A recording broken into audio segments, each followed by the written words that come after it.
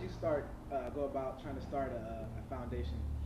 Well, originally, I wanted to do a foundation, but I really didn't know what I wanted to do. Only thing I knew was that whatever I did, I wanted to make sure that it made a difference. I really wanted what my efforts to mean something, and you know, and I kicked around a lot of different ideas, but I really couldn't come up with anything. Everybody do the inner city thing, So, and I'm an inner city kid myself, so we like to get the good stuff, the free stuff, but then we go do our own thing.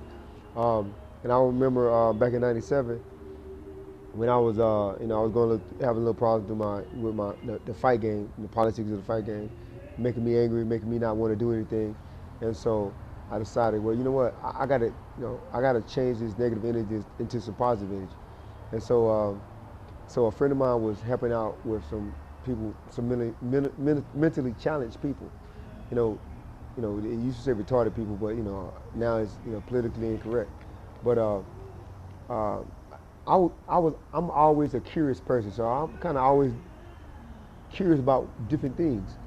And you see those people, and you watch them and stuff, but you don't really, you just see them from a distance. You don't really want to, because you don't know if they're gonna bite you, scratch you, whatever. So we all have a little deep-rooted fear in that. And so what happened was, a friend of mine was doing it, was helping out, and he was bringing a couple of people around me. And once I got to know him, I was like, man, dog, it was just all my preconceived notions Went out the window. went out the window, and and then I started. It's like, man, I started helping out, and I started enjoying it, and all the problems that I was having, like for an example, to sit there and watch a person take 2 hours to tie a shoe, and you just sit back and you watch it. It just put life in perspective. I'm like, man, it take this person 2 hours to tie a shoe. I got, I can do anything I want to whenever I want to do it. What am I complaining about? So for me, that all those issues with boxing just went out the window, and so um, and so I started, helping out more and more and more. So I was like, man, you know what? We should do this. We should do that. Like a little kid, person said, well, you know what? I feel like you can do better than I'm doing it. You should do it yourself. So you know what? That's what I'm gonna do. I'm gonna do just that. And so I got on the internet and I studied the different forms of mental illness.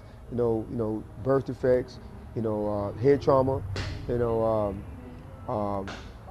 drugs, and in the behavior from those different kind of mental illness, and I just studied it. And then I got with a couple partners, and we bought a house in suburban Atlanta and started doing our thing ourselves. The most rewarding, the most rewarding thing that I get is when they feel a sense of accomplishment. When they feel as though they've changed, they've grown. We have two kids that were with us when we first started back in '97. They done graduated from high school. They got a job. You know, they're transitioning over to independent living where they can pretty much almost take care of themselves. Man, that's a great feeling for somebody who, somebody may consider, he was swept under the rug. We got a guy that he was so abused with the different foster homes. Had him like chained up, like wouldn't let him, like literally, Chained up? literally, like a dog or something, And for him to, just eat anything, just it's like truly, man, like it was incredible, like an animal, and for him to, we got him, and it took a long time, but it was a lot of love, lot of patience, and now, I mean, you wouldn't even think it's the same person. I mean, here's a guy, he, at one time we eat anything off the floor. Now he picky about what he eat. Right. You know what I mean? I don't want that. It's just, it's nothing like seeing your hard work that pays off. It's nothing like seeing it. It's just like raising a kid. you know, all the things that you're teaching the kid, and then they actually learn it and do it, and you see it, you know, it's great. It's self-gratification, man. But you know, I can't, you know, really put it in words because it's just a feeling that you get.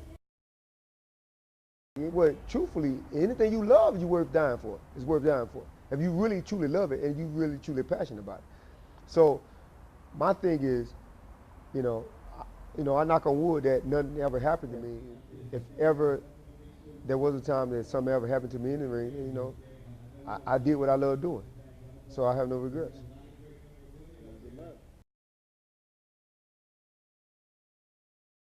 I've been traveling on this road too long. Just trying to find my way back home. The old me is dead and gone, dead and gone. Never had one of them days, wish you would've stayed home. Running to a group of niggas who getting their hate on. You walk by, they get wrong. You reply, then shit get blown way out of proportion. Way past discussion, just you against them, pick one in Russia. Figure you'll get jumped here, that's next. They don't wanna stop there, now they bustin'. Now you gushing. Ambulance rushing you to the hospital with a bad concussion. Plus you hit 4 times, bullet hit your spine, paralyzed way down, now you wheelchair bound. Never mind that, now you lucky to be alive. Just think it all started, you fussing with 3 guys. Now your pride in the way, but your pride is the way you can fuck around, get shot, dying today. Niggas die every day, all over bullshit. Dope money, dice game.